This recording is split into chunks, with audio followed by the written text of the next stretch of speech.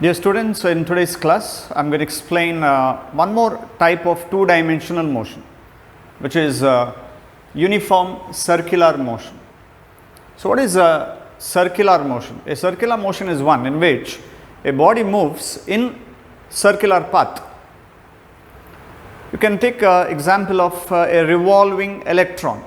An electron revolves in a circular path around the nucleus, which is at the center. Even the earth, which revolves around the sun, not exactly in circular path, but it is elliptical path, but it is elliptical path which you can almost consider to be equal to circular. So, revolution of the planets around the sun, almost circular, not exactly circular. Revolution of the satellites around the earth, revolution of electrons around the nucleus. If you take a thread and if you tie a stone to that, and then if you revolve this, correct, if you move this string, then it describes the circular path like this. So, this kind of motion is called as a circular motion. A body moving in a circular path is called as circular motion. Now, what is uniform circular motion? If a body moves in the circular path with constant speed,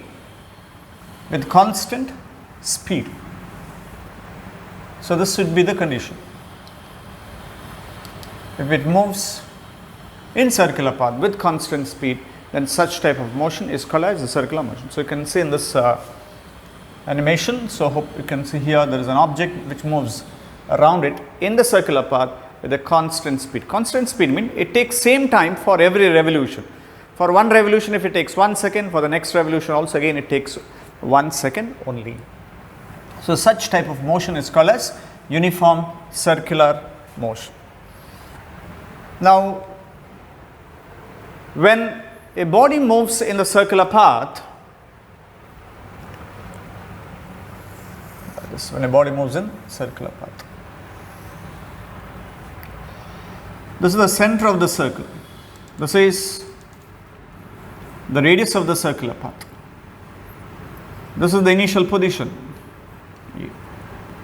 As it moves from one point to another point, it describes certain angle here, theta, and that theta is called angular displacement. It's called angular displacement, which is measured in radian.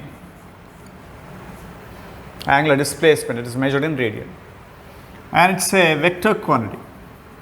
So, how to define angular displacement? The angle through which the radius vector, this is, you can consider this as the radius vector. The angle through which the radius vector rotates. The radius vector was here. Now, when the body comes or when the body moves from A to B, the radius vector is here now, correct? So that it describes an angle. That angle is called as angular displacement. It is a vector quantity. What is the unit of it?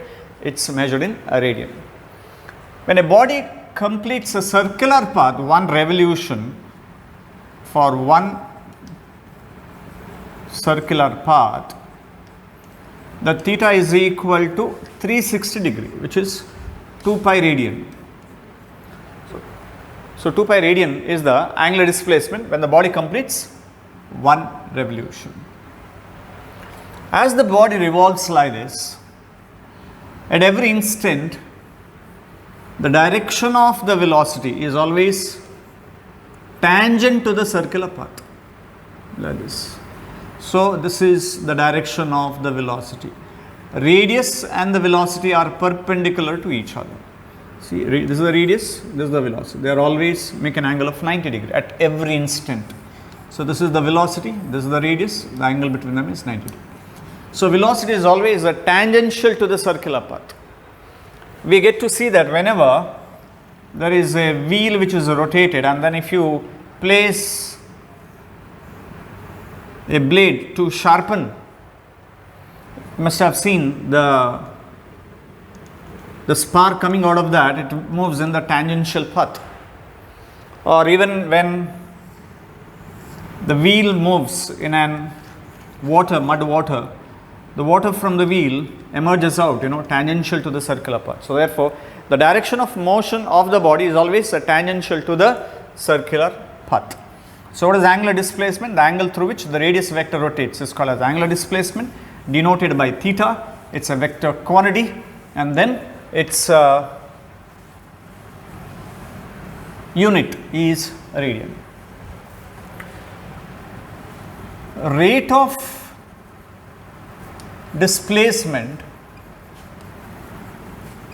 is called velocity, denoted by V, and we measure it in terms of meter per second, and then that V is equal to ds by dt.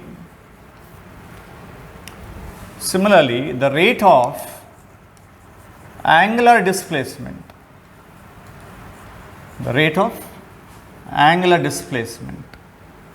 is denoted, it's called angular velocity.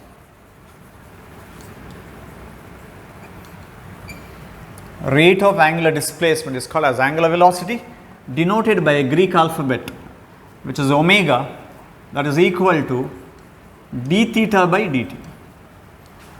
S by t will give you velocity, theta by t will give you omega. What is the d theta? D theta is the very small angular displacement that takes place in time dt.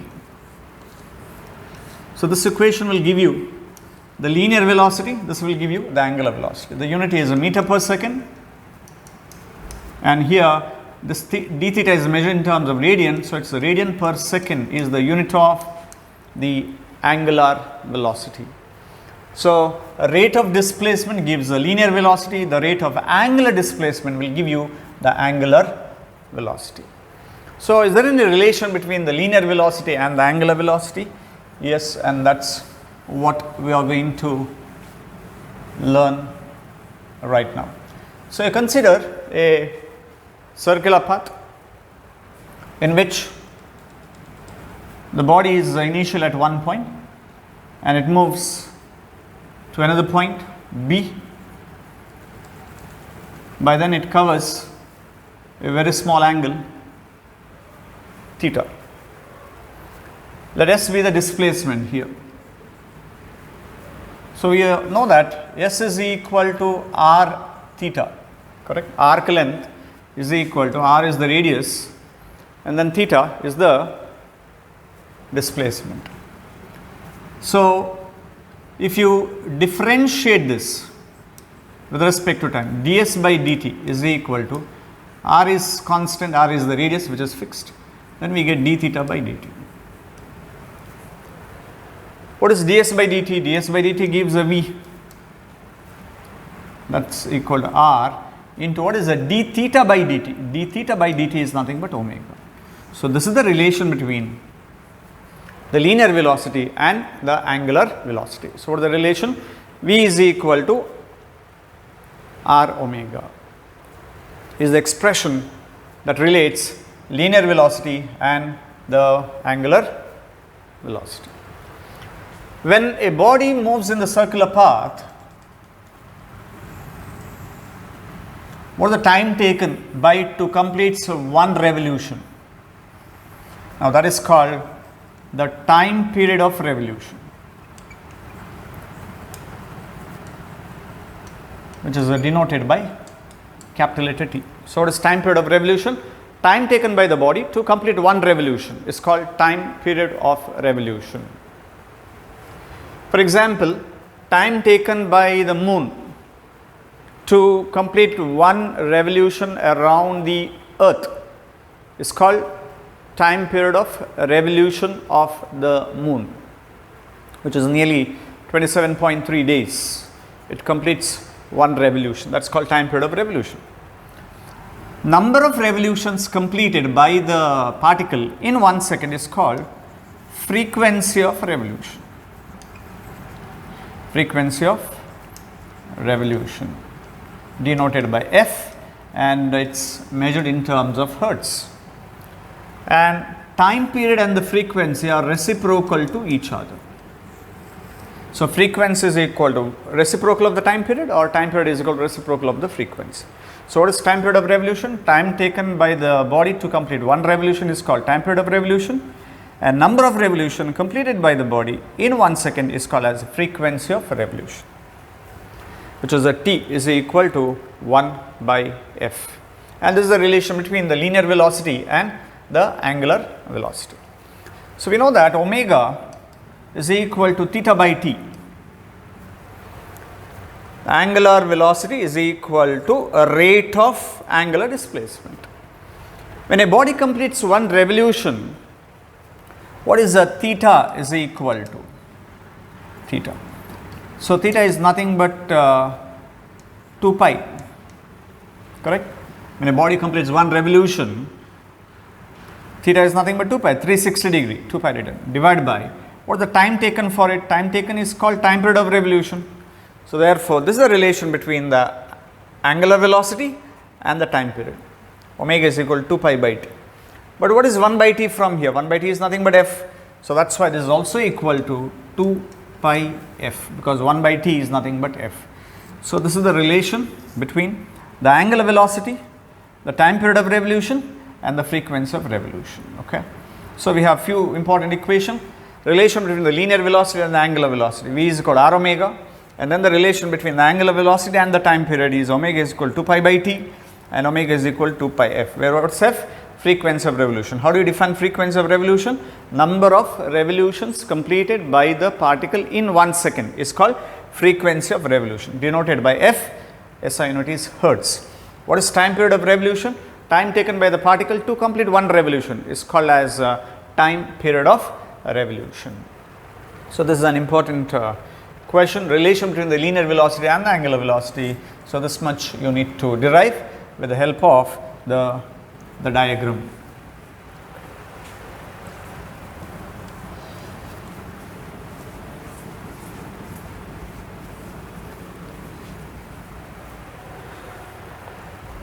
When a body moves in the circular path like this, at every instant, the direction of the body continuously changes. See, this is the direction of the velocity. This is the direction of velocity, correct? The velocity direction continuously changes like this.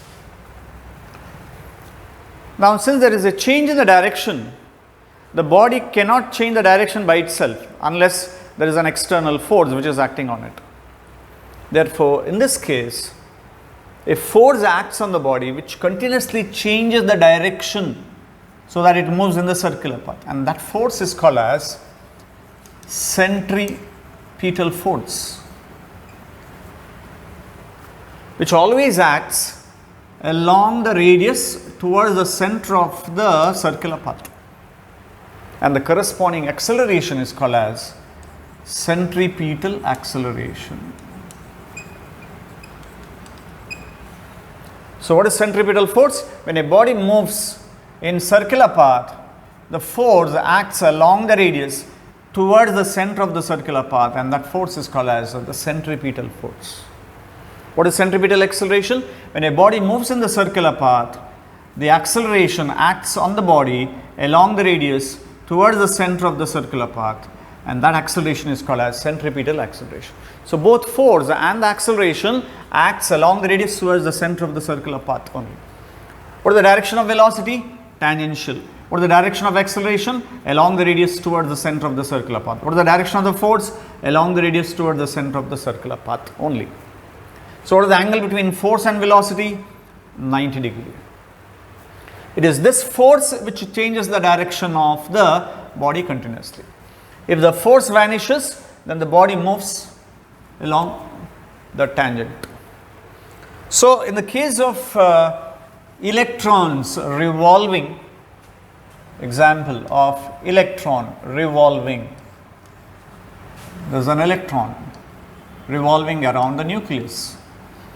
So which force provides the centripetal force for that electron to revolve?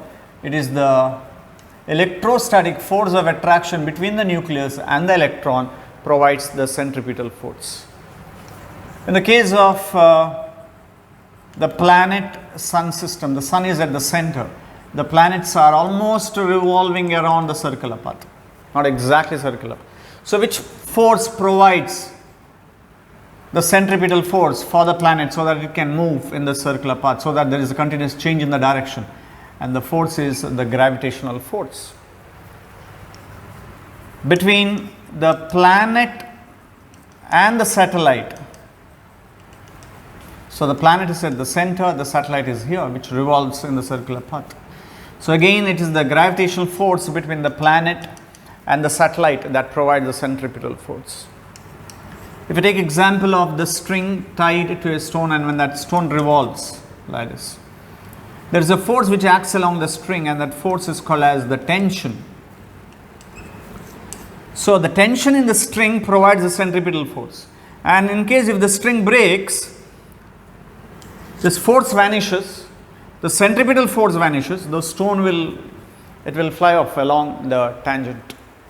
So centripetal force is a must for a body to move in what path? Circular path.